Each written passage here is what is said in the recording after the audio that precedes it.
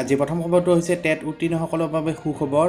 টেটৰ প্ৰমাণপত্ৰৰ ম্যাদ জীৱনকাললৈ বৃদ্ধি আৰু টেটৰ প্ৰমাণপত্ৰৰ ম্যাদ জীৱনকাললৈ বৃদ্ধি কৰিলে ৰাষ্ট্ৰীয় শিক্ষক শিক্ষা পৰিষদে। পূৰ্বতে এবাৰ টেট উত্তীৰ্ণ হ'লে 7 বছৰৰ ম্যাদ আছিল যদিও এতিয়া এবাৰ টেট উত্তীৰ্ণ হ'লে আৰু দিব নালাগে টেট পৰীক্ষা। আৰু NCTয়ে 50 সংখ্যক সাধাৰণ সভাত টেটৰ প্ৰমাণপত্ৰৰ ম্যাদ 7 বছৰৰ পৰা জীৱনকাললৈ বৃদ্ধিৰ প্ৰক্ৰিয়াত অনুমোদনৰ প্ৰস্তাৱ গ্ৰহণ কৰা হয় আৰু এই সংক্ৰান্তত আইনী ব্যৱস্থা গ্ৰহণ কৰি যাৱতীয় ব্যৱস্থা গ্ৰহণ কৰিব NCTয়ে। ইয়াৰ পিছৰ খবৰটো হৈছে ৰাজ্যত বিনামূলীয়া হ'ব কৰোনাৰ ভেকচিন।